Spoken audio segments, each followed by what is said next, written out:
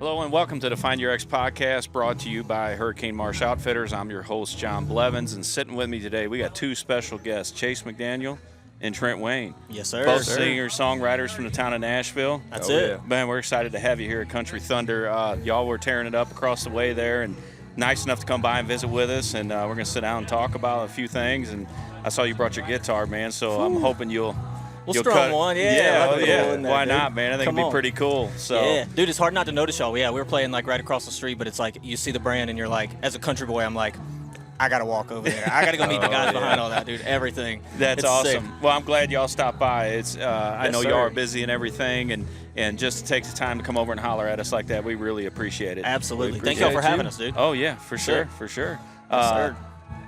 Songwriters in Nashville. Yep. Yes, sir. Native from? I'm from Roanoke, Virginia. Virginia. It's about a 7-hour trek to Nashville, so not too far. And how long you been in Nashville? I moved in 2018. 2018. So I went to college at Virginia Tech, got a finance degree, and decided not to use it. Finance, bro. And made the worst financial decision possible to become a songwriter. Become a songwriter. Yeah. I remember going back home and telling my parents my senior year I was thinking about moving to Nashville to write songs. And, I mean, they had the reaction. They've been so supportive through all this. That's cool. Yeah. But, yeah, when I first told them, they were probably thinking I was crazy. Boy, what you thinking? Which I would, too. When I listened to my songs I was writing at the time, now I'm like, yeah, that's crazy. I don't know who let me move to Nashville. Yeah. Well, I mean, just a concerned parent, as any parent would. They just want to see you succeed. And it sounds like you're doing pretty well now. So we're trying. Trying to keep the job, you know? That's right. That's right. Yeah. And are you a Nashville native? I'm not a Nashville native. I'm from Mississippi originally. Mississippi, all right. Towards the bottom. I'm like basically on the coast. Oh, I got you. Like 20 miles inland. So I grew up Biloxi down there? Or? Yeah, close to Biloxi, Bay St. Louis-ish area. I grew up fishing all those waters, all the bay, the Gulf. Mississippi Sound. That's my bread and butter. I used to like tournament fish down there and do all kinds of things. So. Oh, that's cool. But Nashville 8 years now too. I guess we met. Probably somewhere along the way in there, about halfway through, both of us. But unfortunately for him, he has to put up with me now. Sucks, dude. Yeah. Y'all get together and write songs together and we bounce songs. ideas off each other all the time, dude. Yeah. Yep. Honestly, probably out of everybody in town, we probably write together the most. Yeah. You kind of get to a point where it's like your calendar's kind of managed by somebody else, which is the dream, and like they start taking care of it. But like you still have your like original crew that you learned how to write songs together with. Sure. So we're two of those. We've been writing them forever, so we still. When we have a good idea, we're texting each other about it, or one of those things inside. We're like, hey, like tomorrow afternoon, like off the books, let's go just goof off and mess around, drink a beer, and write a song. Yeah. And I think that's what everybody gets so intrigued about. I know I get just drawn in by, it's just not you sit down one day, okay, today we're going to write a song. Sometimes it's like that, I guess, but there's a lot of times it's just something that like that, and you're like, that's it. Yeah. You got to catch it when it comes. Yeah. So Yeah. Y'all wrote any? What's something we would know that y'all written? Well, we are lunchbox song. We're the lower class of Nashville. For sure. Chase has got the songs you've heard of. But maybe one. I don't know. Yeah. I was lucky enough to meet a guy named Vincent Mason a few years back, and I don't know. He just keeps on writing with me. Yeah. I don't know why, but he does. Yeah. One of the first songs we wrote kind of went viral. He was doing the TikTok thing, posting it, and it kind of became his biggest song to date, which is awesome. Oh, cool. It's called Hell's Dance Floor. Okay. And it never went to radio or anything, but the response it's had and the streams kind of makes it feel like it did in a way, which has been awesome. So I mean, Vincent's on like the Morgan tour now, and it's like when he's walking out on stage, the 15,000 people that are already in front of him, 20 are all singing back the lyrics to it, which has got to be crazy. It's pretty wild. That's awesome. Like the first song I ever heard in the wild. Yeah. Just somewhere. I remember we were all in Rome, Georgia, actually playing a writer's round with one of our buddies, and we were just out to lunch, and it came on in a restaurant, and that's the first time I'd heard any song that I've been a part of. Oh, wow. It was just a cool moment. Yeah, it's got to be a good feeling, isn't it? Oh, yeah. Yeah. Yeah, but, since then, he's been great to me. Good deal. I don't know. I think I had 6 or 7 on his record, which was awesome. Nice. So, just going to keep writing with him until he gets sick of me. Yeah, I mean, you just keep plugging away. And is there who, like, your big inspiration? And I'm hearing the more songwriters I talk to, they're country music songwriters, but it's not just country music that's inspired them.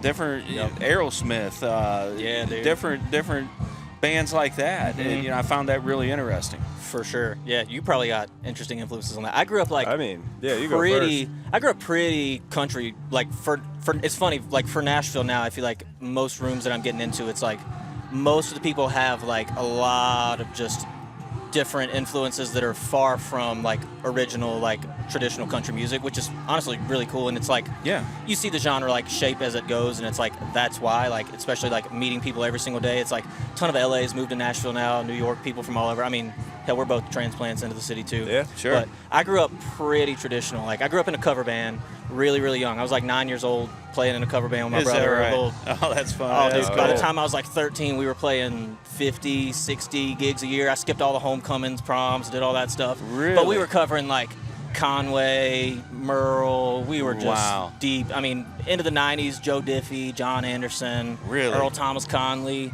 So I grew up on a lot of that stuff. And I mean, also growing up on the radio too, it's like I had a lot of like just country melting pot.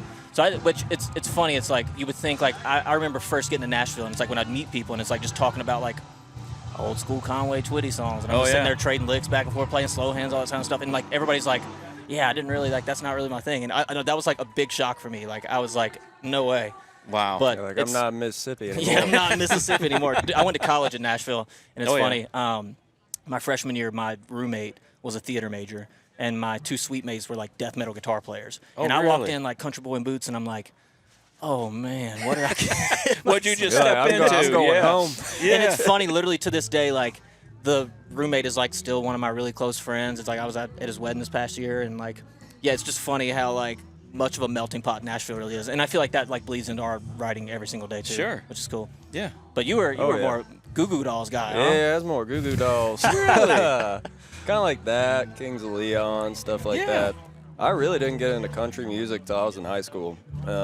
Just kind of stumbled upon it. I don't know. I mean, my parents just really didn't listen to it that much. Yeah. I mean, I remember my mom had a Keith Urban record she would listen to and an Alan Jackson record. Really? But yeah, I guess the first guys that introduced me to country music was like Florida Georgia Line and like Brad Paisley. Yeah. Yeah, that's kind of when I got into it. So I was a little late, and I'm still like a little behind on like my country music history. Like I could not tell you 5 Conway songs, which that is what it is. I mean, I need to study up. That's going back to my generation. Even I was before gonna say, me. what's your like music influence? Like, what got you? I mean, country, obviously, but what else? You know, when I was growing up, I'm gonna be honest, I didn't listen to a whole lot of country. Let's go, dude. Because that's what my wife was like. You were really into when we met, Aerosmith, Metallica, dude. Those kind of bands like that. U2, flew out to California and watched U2 perform at the Rose Bowl in Pasadena. Sick. Unbelievable. And I saw them for the first time. Me and my wife, when we were dating, got me tickets when they were at Busch Stadium in St. Louis. That's where we're from. And so we went and watched them, and still, that was like 20-something years later when we saw them in Pasadena. Still had it, man. Dude, I bet. Yeah. Those guys don't. I mean, it's like Brooks and Dunn tonight. It's like I'm so excited. It's like just those legacy acts, dude. There's just it's so much different. Like they've still got it. You know what I mean? It's like, there's an aura about them. I mean, we were at Hoofbeat last year in Wisconsin. Okay. And Brooks and Dunn closed it out for the weekend.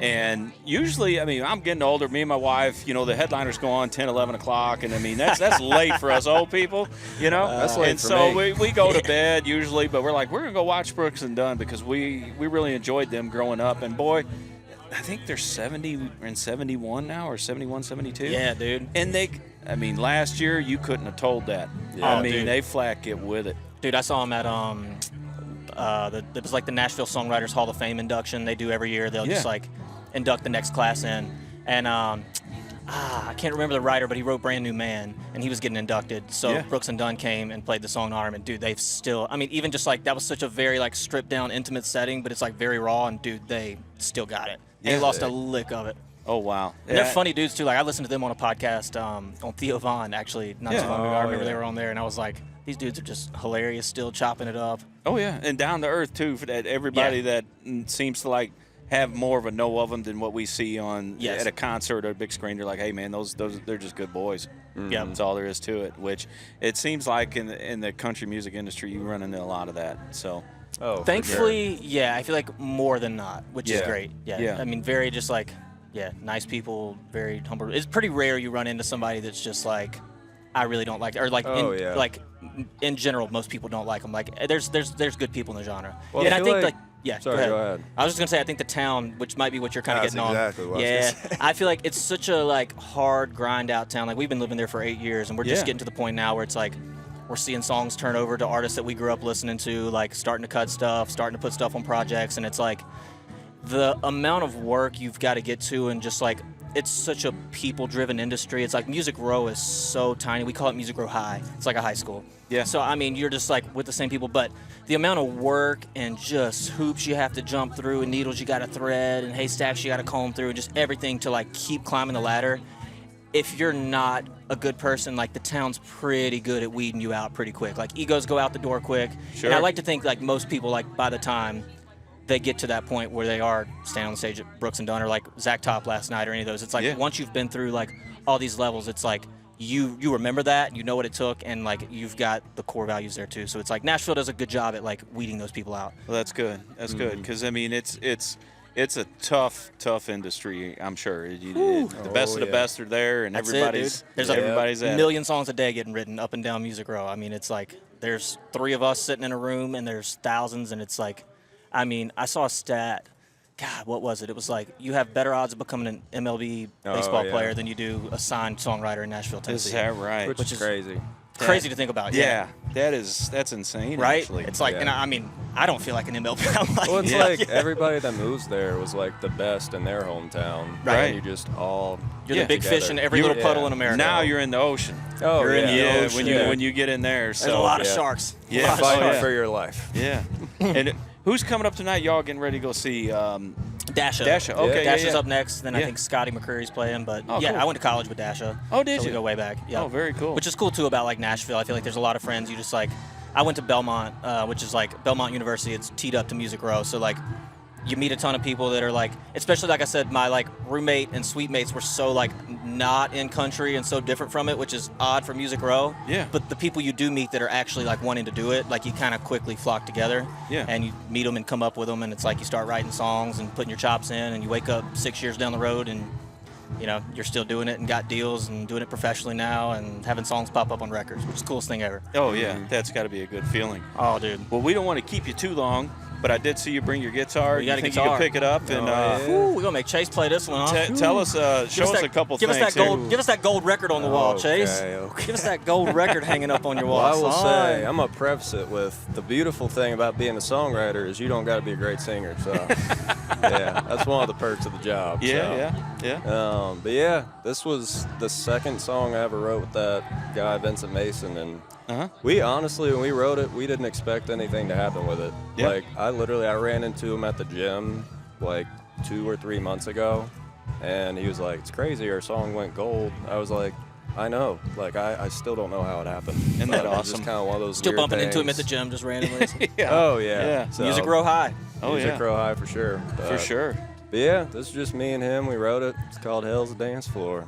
Which a two-way is pretty rare also in Nashville these days to like have just 2 writers in the room. Like most of the time you're getting booked with 3, 4. You got a whole crew in there then. Yeah, you'll have an artist, a couple top liners. Like we're both considered top liners. Like we don't put music out on our own, and we don't really like do production stuff. So they'll have a producer in the room that's kind of building out the whole track, the artist who you're trying to write for, and then like we'll be combing through the artist, trying to help guide the producer on the track, doing the thing, trying to like write the top line of the lyric and the melody. So y'all are like the brain trust, I guess. Is it lack of a better I wouldn't call term? it a trust. No, I wouldn't trust this brain for nothing, dude. I wouldn't either, dude. It is hollow. Oh man. But yeah, chase that We down. do what we 2-way. can. Yeah, that's so, awesome. Yeah. Give us I'll a little play taste. bit of it. All right.